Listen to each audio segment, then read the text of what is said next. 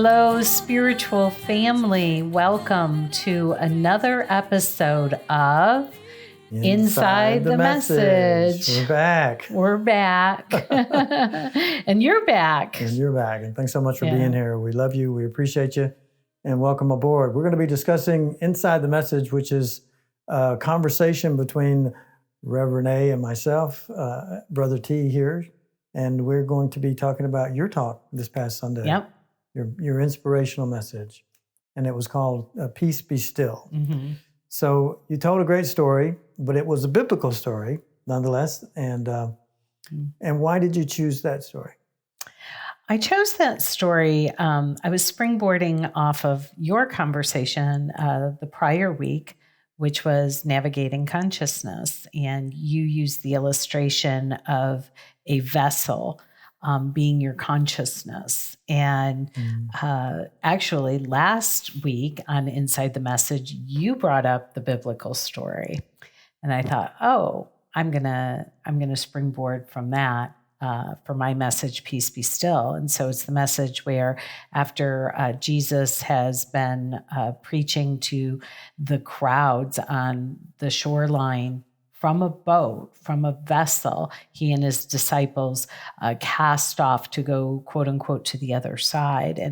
And Jesus falls asleep during this voyage. And while he's asleep, a big squall, a furious wind comes upon the disciples, and it throws the boat, and there are big waves, and they wake Jesus up, who's sleeping through this. And they basically when Jesus wakes up, he, to the wind and to the waters, he says, "Peace be still." Mm-hmm. And to the astonishment of the disciples, everything calms down. And they say, "Who is this that can speak to the wind and the waves and it listens?" And so who that is Christ. Who that is Christ. And not Christ as distinct and unique. Yes, Jesus is the example, but he's demonstrating for us the mastery that abides within each of us. And so that was the story that I told. So based on what you know now, and you talked about the levels of consciousness, and I do want to talk about that a little bit, but based on that example of mastery, as you say, how's that possible? How did he do that?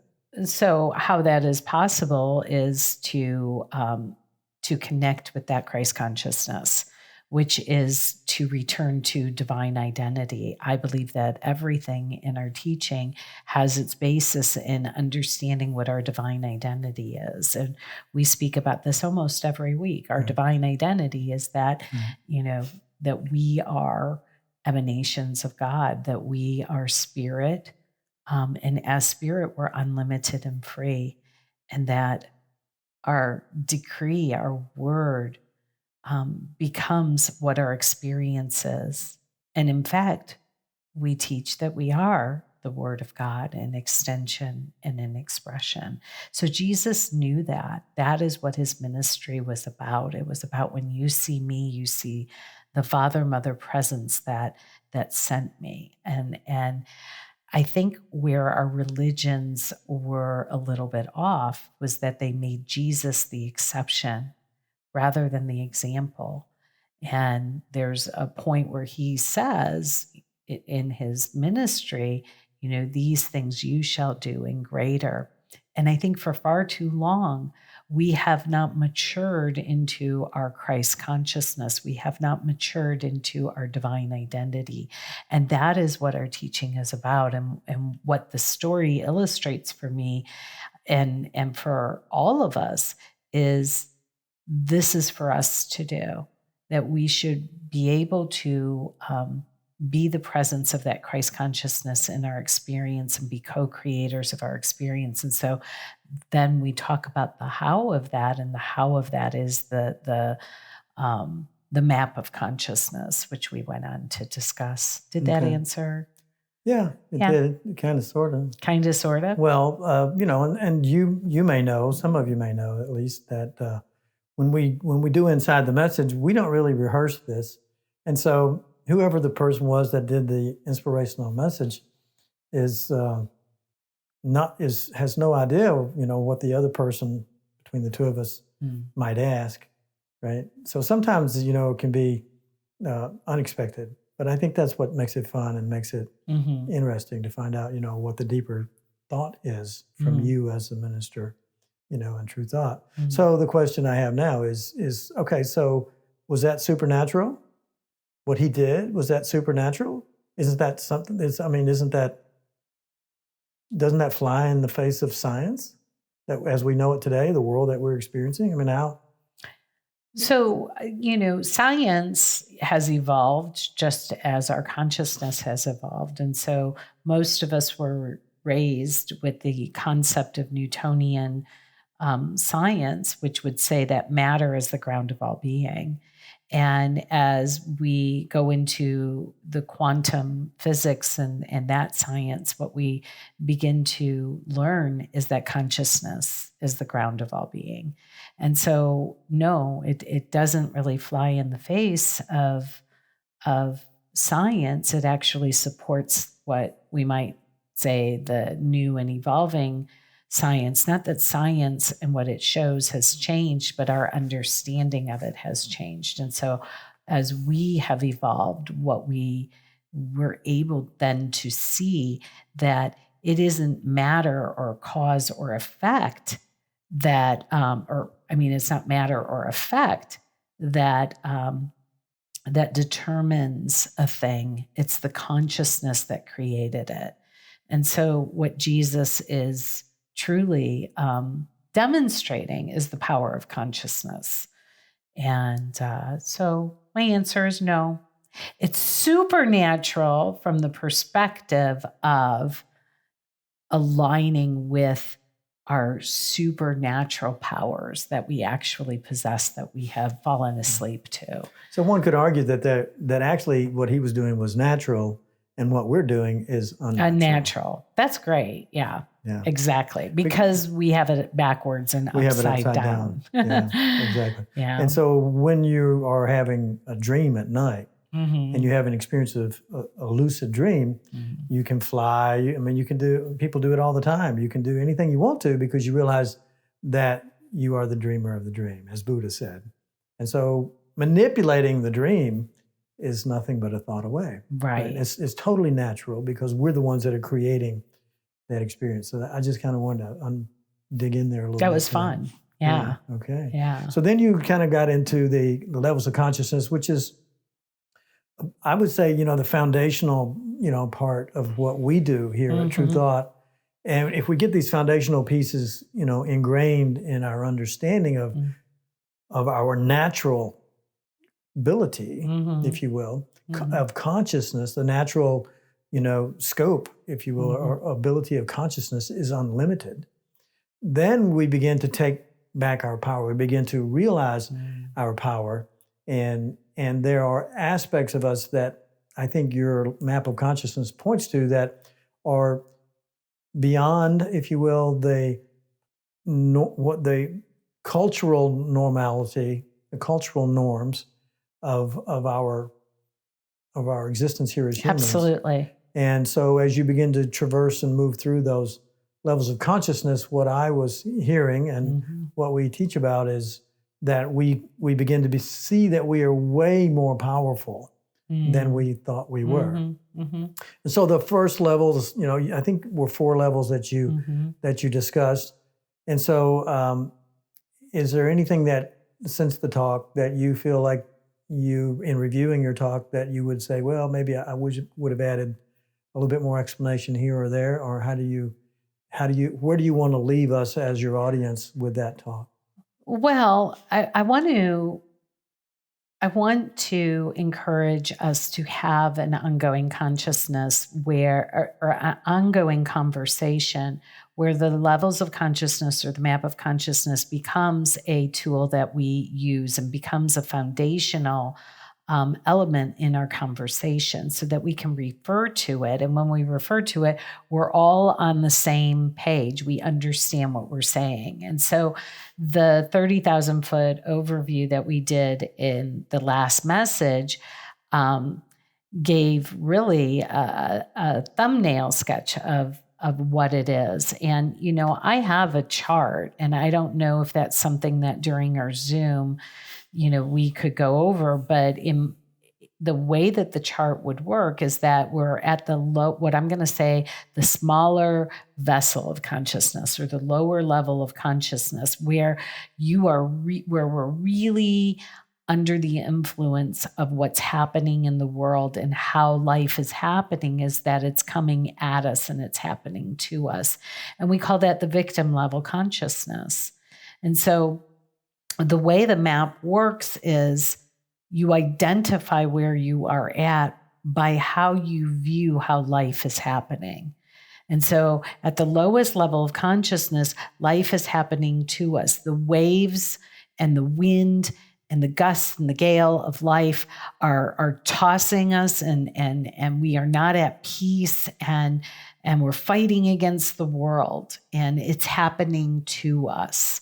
And how we rise in consciousness, how we expand our consciousness, is that we begin to remember what we said earlier, is that we have it backwards or upside down, is that we turn that around, and it's like, no, life isn't happening to us. It's actually happening by us, which is the next level.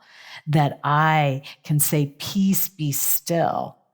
That I can have affirmative thoughts, and that my thoughts that I choose, that I have volition over, can shift and change my experience of life. And how I rise in consciousness from that victim level consciousness to what I called the victor, or what we've traditionally called the manifestor level of consciousness, is that I release blaming the world. I release blaming the world for what my experience is, and then I begin to take self-responsibility for it. So that's a huge step right there. Yeah. That's where we're beginning to shift, not quite, but beginning to shift the 180 degrees, so that we're reversing our thought process.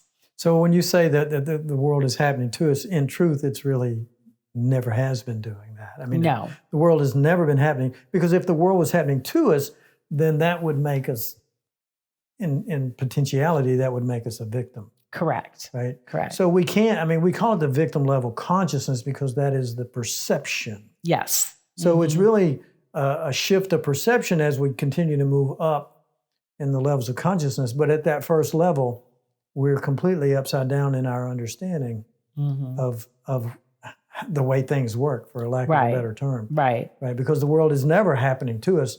The world is happening because of us. And it so also we are is at cause. We are at cause, and it's reflecting us.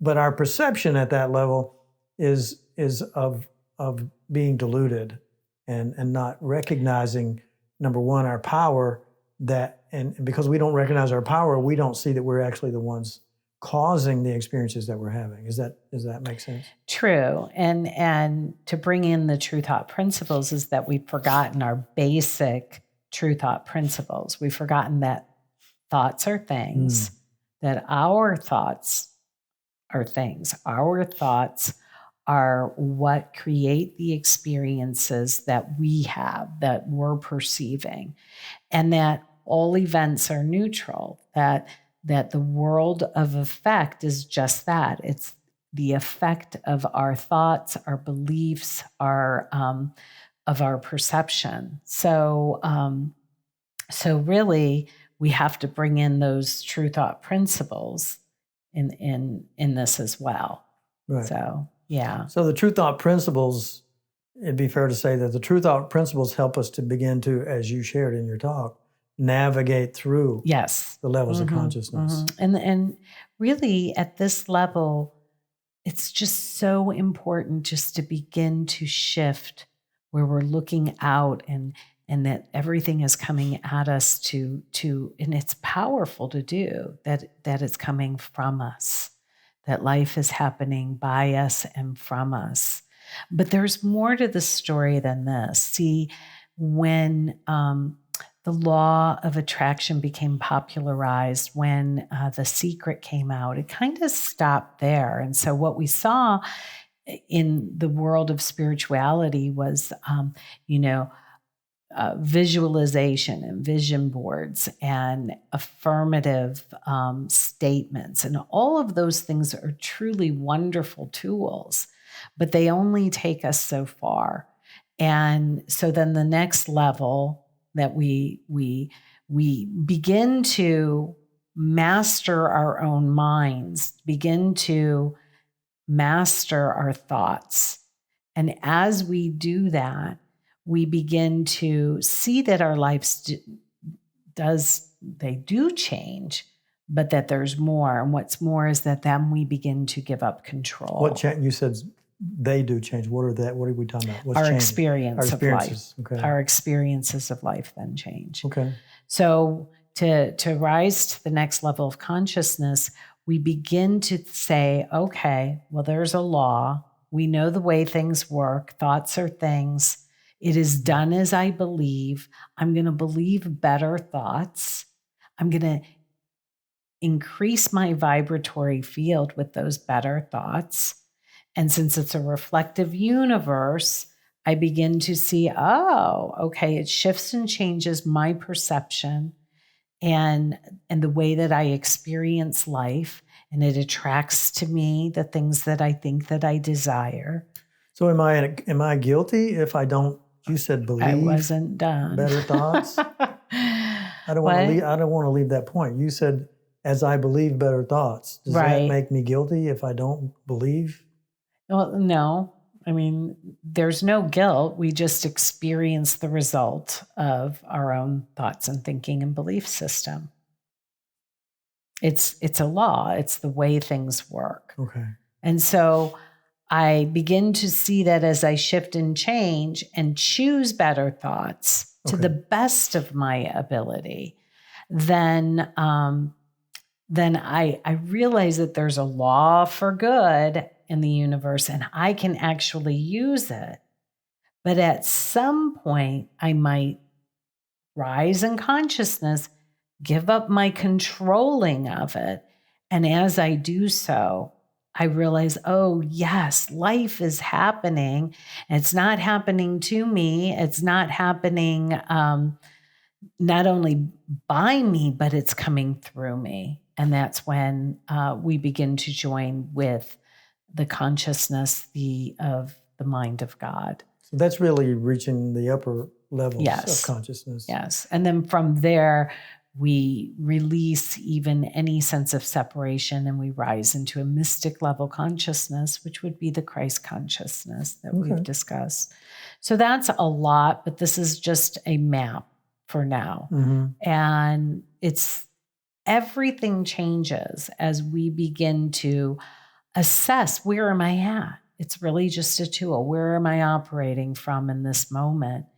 And everything changes. So the way that we practice our spiritual practices change depending on what level of consciousness we're at. You mean like prayer?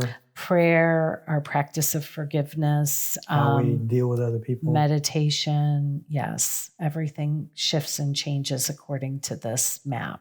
Okay. So we can kind of plop everything into it and see where we're at. It's a wonderful tool. Okay. So what I would like to do then is expand on that. Okay. Coming up next Sunday for our inspirational message. And what we'll do there is we'll just start unpacking each level. Okay. Over these next few weeks for you, and we'll kind of get into more discussion about what kind of is the activity, so to speak, how am I acting, how am I being at this level of consciousness? And then some of that then helps us to see how can I graduate or how can I move through those levels of consciousness. Yes.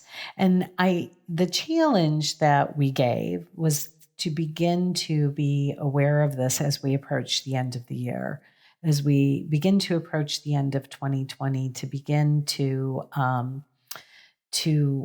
have this as part of our practice of self-evaluation in our journaling. And we'll talk about some ideas with that as we keep going.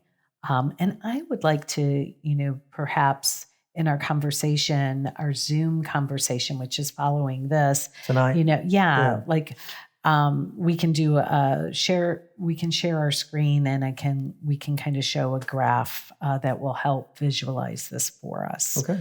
Yeah. So we hope that you will join us for a conversation where we'll answer any questions, we'll clarify this, and we'll also just connect with one another too. We had a really wonderful conversation last week. We'll continue to connect with one another. We segue off into different topics, and most importantly, we just share and connect with one another. Yeah, so, that's awesome. Well, I want to say thank you for a really inspiring and really a wonderful inspirational message. I guess that's the point of it. It was inspiring. Thank you. And I think it gives people hope to know that there is a roadmap, there is a way that we can begin to discern, the right way of being in the world that helps us and our neighbors and brothers and sisters, as we all graduate together and we're all in school together, so to speak. Absolutely. Absolutely. Yay. All right. Well, thank you so much. I loved it. It was great. Thank you. I love you. I love you. And we love you. And we love you. Thank you for joining us. Thanks for joining us for another episode of Inside the Message, and hope you'll join us after the session tonight. If you would like to get a link to our Zoom session and you're not receiving those emails, join our inner circle on our website, truethought.org. And you'll find a place there to join our inner circle, and you'll be getting an email from us to give you an address so that you can join our Zoom sessions. And we hope you'll join us. The conversations are great, and the love is wonderful. It really is. Yeah. So thank you so much. God bless you. We love you. Have a great night, and we hope to be talking to you soon.